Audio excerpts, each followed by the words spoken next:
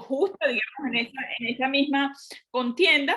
Y al día siguiente de cada derrota ha sido su primer día de la siguiente campaña. Entonces, eso pues creo que es un elemento a admirar de Petro, ¿no? Esa constancia.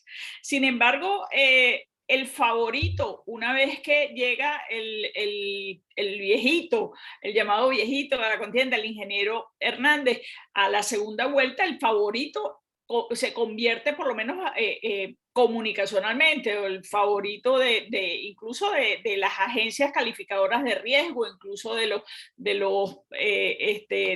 este indicador tan novedoso, pero que termina siendo un indicador importante de las casas de apuestas.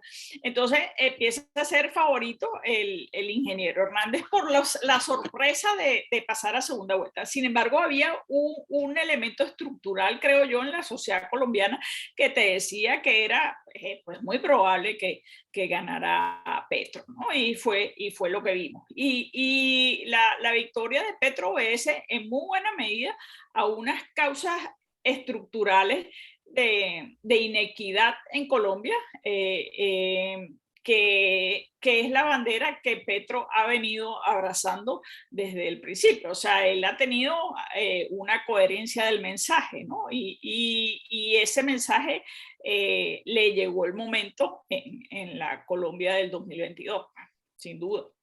Ahora, ¿qué va a suceder? Petro tiene sobre sí toda la lupa, la gigantesca lupa internacional sobre él, porque la gente dice, bueno, vamos a ver si era campaña o si era politiquería o de verdad él va a decir todo eso. Me llamó mucho la atención, Carmen Beatriz, que una de las primeras cosas que él dijo, y habló del capitalismo, que Colombia va a ser capitalista, sin ningún tipo de proyecto tuvo allí y lo dijo. Yo creo que es un mensaje muy claro para los gobiernos, para las economías, de por dónde viene. Número uno, por allí. Número dos, podría ser, bueno, estoy en transición, déjame terminar de llegar para ver qué voy a hacer, ¿no? Que eso también es otra. Sin duda. Él en el discurso anoche lo que quiso dejar muy claro es que él abrazaba una izquierda moderna, que él era amigo de Boric y no era amigo de Maduro. Es decir, no es una izquierda democrática. Eso fue lo que quiso decir, sí, donde aboga por un capitalismo más humano, pero el capitalismo es incuestionable. Eso fue lo que dijo. Ahora, ¿qué es lo que tiene en su cabeza? No lo sabemos, ¿no? Porque evidentemente Petro es un hombre que ha sido un revolucionario. Digamos, la izquierda, esa izquierda democrática no es la izquierda revolucionaria. Entonces, él está diciéndonos que ha cambiado y que ya no es un revolucionario, sino es un reformista. Y bueno, habrá que creerle, ¿no? Pero obras son amores, pues digamos, en el momento que empiece a hacer gestión, pues veremos cómo es de moderna esa izquierda que abraza un capitalismo y que aspira a una mayor equidad en Colombia. Colombia es una de las sociedades latinoamericanas más desiguales. Hoy en día siempre fue una sociedad mucho más desigual que la venezolana. Hoy en día Venezuela es una sociedad mucho más desigual que la colombiana, ¿no?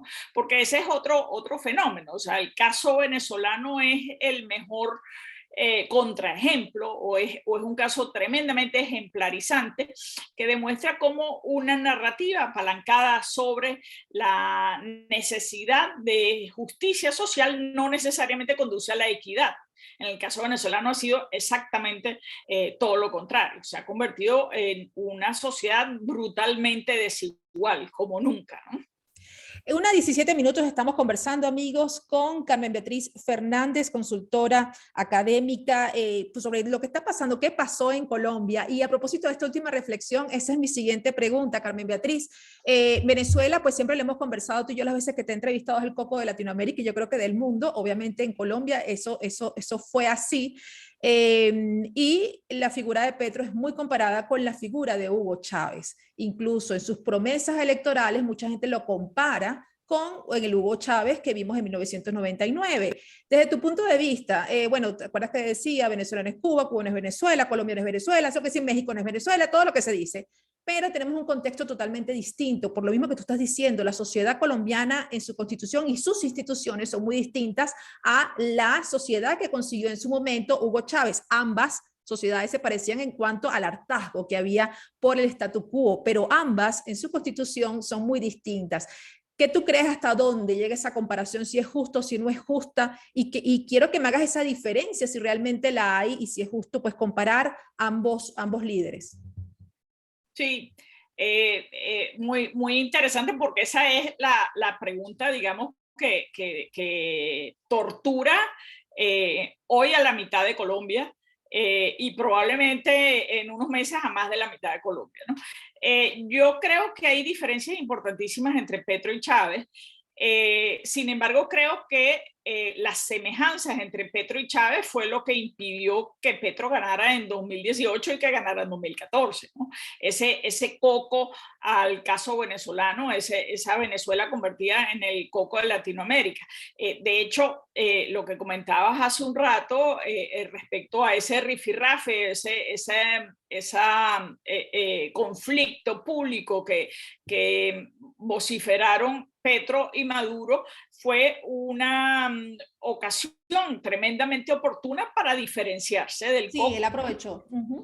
Aprovechó, o sea, es posible que Petro no hubiera ganado si no se peleaba con Maduro, sin esa diferenciación con Maduro. No estoy diciendo que haya sido deliberado, pero deliberado o no fue tremendamente oportuno, ¿no? Y le permitió diferenciarse y permitió que la sociedad colombiana le perdiera el miedo a Petro. Petro no hubiera sido presidente si no le pierden el miedo. Y ese miedo venía asociado a Venezuela. Ahora, entre las diferencias fundamentalísimas que existen entre Petro y Chávez, yo creo que Chávez era un populista de izquierda. Yo a Petro no lo veo como un populista, lo veo como un hombre genuinamente de izquierda, un hombre más bien un intelectual, ¿no?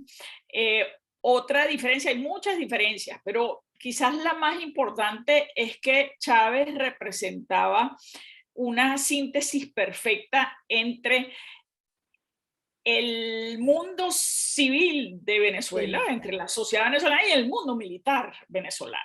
Esa gracia, ese agregado, digamos, no lo tiene Petro, para bien de la sociedad colombiana, ¿no? Entonces, Petro va a tener enfrente de sí a unas Fuerzas Armadas que probablemente le respetan, pero también en su fuero interno le adversan y le están mirando con lupa cualquier movimiento. Pero además Petro está teniendo otra diferencia institucional con Chávez muy importante, y es que tiene un parlamento que le adversa. Tiene una minoría parlamentaria, tienes un parlamento colombiano que acaba de ser electo, que tiene la misma legitimidad que Petro, y que es un parlamento muy fragmentado donde tú aprecias por lo menos 5 bloques parlamentarios importantes, ¿no? Sí, no tiene ese cheque totalmente en blanco como lo tuvo en su momento Hugo Chávez, ¿no? Totalmente, totalmente. Entonces, Chávez fue capaz de ir desmontando la institucionalidad venezolana, que no era tampoco muy fuerte, era una institucionalidad relativamente frágil, pero Chávez tuvo esa habilidad de irla desmontando o demoliendo más bien, ¿no? Eso no lo va a poder hacer Petro, ¿no? Y la institucionalidad colombiana ayer dio muestras de fortaleza, o sea, genera una sanísima envidia ver, por ejemplo, el conteo rápido en Colombia, ¿no? Sí. Cuando lo comparas con Venezuela y el sufrimiento y la agonía que la baranda del CNE. Compara la baranda del CNE con ese conteo rápido donde en media hora te contaron hasta el 99% de las mesas, ¿no? O sea, una cosa maravillosa y que habla muy bien de la institucionalidad electoral y de la presencia de check and balance, ¿no? De pesos y contrapesos. Otra cosa muy positiva que vimos ayer fue el presidente Duque felicitando a Petro y exhortando por una transición lo más rápida y lo más transparente posible. Recordemos lo que han sido las transiciones en Venezuela en las gobernaciones. Venezuela no ha sufrido o no ha vivido un cambio político, pero ha vivido cambios relativos en gobernaciones y alcaldías, y las transiciones han sido áridas y tremendamente conflictivas hasta lo delictivo casi, ¿no? Sí, yo creo que está muy interesante todo esto y creo que son primordiales y vitales estas primeras semanas, ¿no? Porque la lupa está sobre él y sobre lo que va a pasar con Petro. Y bueno, y una cosa que sí es verdad, Carmen Beatriz, estamos conversando con Carmen Beatriz Fernández, consultora política, analista política, es que todos los candidatos, izquierda, derecha, centro, como lo quieras llamar, cuando tuvieron la oportunidad, cada vez que tuvieron la oportunidad, decían: hay que replantear la relación, todos coinciden en eso, hay que replantear la relación con Venezuela, independientemente del gobierno que tengan ellos y tengamos nosotros, porque son millones los colombianos y los venezolanos afectados. ¿Hacia dónde vamos a ver? ¿Cuál tú crees que va a ser la primera medida? Yo creo que debe ser algo así como abrir fronteras ya totalmente, o los vuelos, o qué sé yo, algo muy, que sea efectista, pero que te diga: aquí va a cambiar las cosas, ¿no? Vamos. Sí.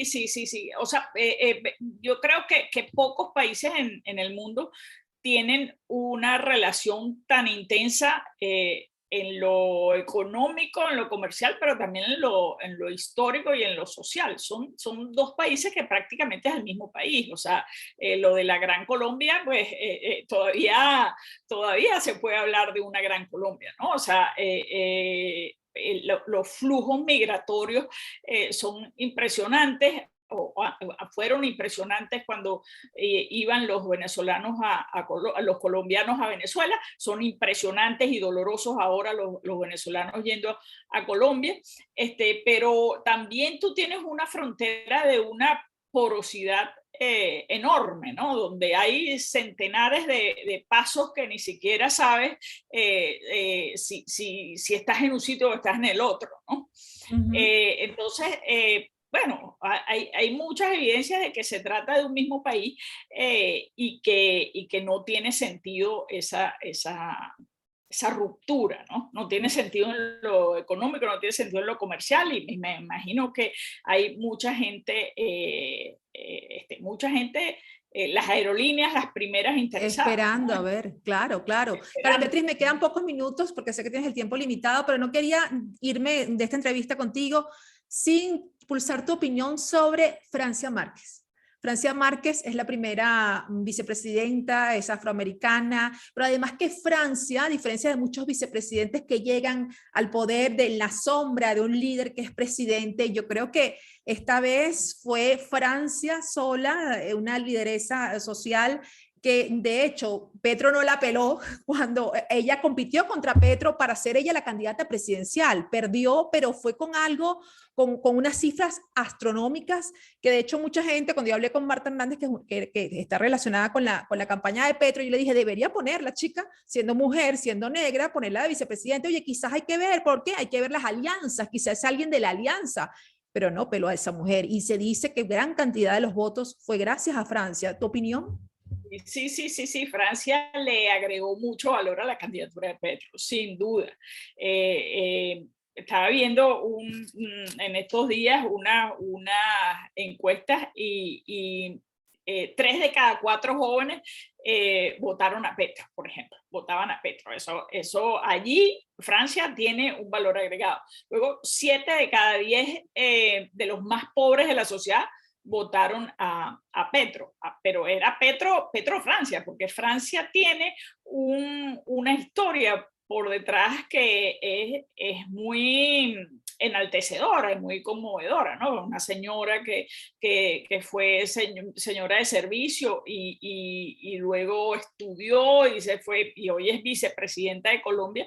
Oye, tiene un relato en sí misma que le agrega valor a cualquier candidatura, y Petro y ella no eran los mejores amigos. No, O es sea, que por eso que te estoy diciendo. Sí, sí. sí. Es bien Sí, interesante esa dualidad allí, ¿oíste? sí, sí, sí, sin duda, sin duda. Hay que ponerle lupa y ir mirando cómo se desarrollan las cosas, ¿no? Pero bueno, ojalá veamos lo mejor para Colombia en los años por venir y ojalá efectivamente Petro esté abrazando esa izquierda moderna Que dice que va a compenetrada arrasar. con los derechos humanos y compenetrada con la democracia, ¿no? Así es, y bueno, el tema de que fue guerrillero, pues yo creo que siempre va a estar, ¿no? Allí va a tener que demostrar más que el resto de los nuevos presidentes de toda Latinoamérica de qué va, ¿no? Para que de verdad le crean. Porque ese pasado, él ha luchado por borrárselo, pero mira, no es fácil, ¿no? Y menos en un país tan herido, con tantas heridas aún abiertas, producto de la guerrilla colombiana, ¿no? Bueno, muchísimas gracias, Carmen Beatriz. Tus redes sociales. Carmen Beat en Twitter. Tienen que seguirla, señora. Esta mujer es un boch, además que me encanta porque siempre estás muy al pendiente, eres como buena académica, buena profesora, pues usted no lanza como es, punzada sin dedal, y siempre pues tienes allí ese respaldo que nos hace falta, porque muchas veces en política pues hay mucho humo por allí rondando y siempre es bueno buscar información equilibrada y buena como la tuya, Carmen Beatriz. Muchísimas gracias. Muchas gracias por esa despedida tan generosa. Un abrazo. A ti, Carmen Beatriz Fernández, la profesora, pues con nosotros el día de hoy. Vamos a hacer una pausa, ya venimos con mucho más de 60 minutos.